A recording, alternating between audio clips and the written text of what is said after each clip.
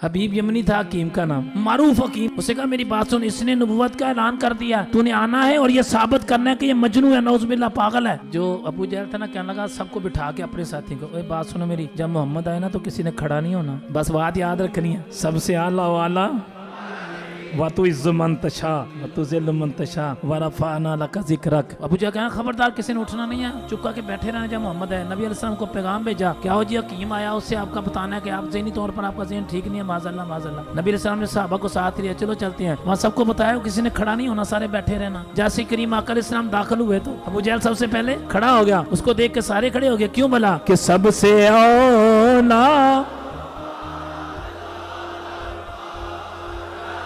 जैसे वो खड़ा हुआ, हबीब यमनी से कहने लगा बात सुन मेरी, इतना ज्यादा गल्ला ना करी, इतना बहुतियां गल्ला ना करी, जेड़ा इतना गल्ला करता है वो तो हो जाता है। हबीब यमनी ने फरमाया क्या मोहम्मद सल्लल्लाहु अलैहि वसल्लम, मुझे पता चला है आपने ऐलान किया है कि आप जितने भी दुनिया में इंसान है सबके नबी हैं। आपने फरमाया मैं जमीन वालों का भी नबी हूँ, आसमान वालों का भी नबी हूँ। तो कहने लगा देखा देखा, आपने जब कहा ना कि मैं जमीन वालों का भी नबी हूँ, आसमान वालों का भी, तो हबीब यमनी कहने लगा लो ये तो बात खुद ही बन गई। अबू जहल से कहने लगा बात सुनो, जादू दुनिया में चलता है, आसमानों पे जादू चलता, उत्ते कितों जादू चलना है, अगर ये जादूगर है तो भी पता चल जाएगा। फरमाया अच्छा है मोहम्मद सल्लल्लाहु अलैहि वसल्लम, एक काम करो, ये चांद के 2 टुकड़े तो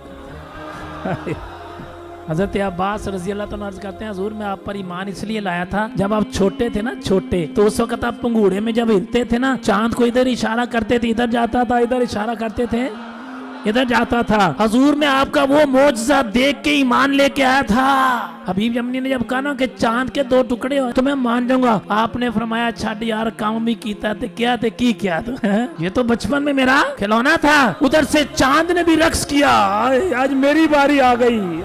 मेरे करीम आका लजपाल ने उंगली का इशारा किया, चांद आधा इधर और आधा, और चांद को अबू जहल के सारे साथियों ने देखा। हबीब यमनी ने कहा, कहने लगा ला इलाहा इल्लल्लाह। आपने फरमाया इंज नहीं ऐसे नहीं, जब तू घर से चला था, तेरी एक बेटी है माजूर है, ना वो उठ सकती है, ना वो बैठ सकती है, ना वो चल सकती है, ना वो फिर सकती है। तू घर से जब चला था, तूने दिल में इरादा किया था अगर सच्चा नबी होगा तो मेरी बेटी को ठीक करेगा। मैं ऐसे तेरे कलमे का मजा नहीं, पहले वापस जा। हाय वापस गया ना तो बाहर से ताला लगा के आया हुआ था, अंदर जो बेटी थी, बाहर से जब कुंडी खोली, ताला खोला तो अंदर से कुंडी लगी हुई थी। अंदर से जब कुंडी लगी थी तो दरवाजा खटखटाया, हाँ भाई, कहने अब्बा जी ठहर जो मैं दरवाजा खोलनी है। उसने कहा बेटा तू तो माजूर थी, उसने पूरा नबी अलैहिस्सलाम का नक्शा बना दिया।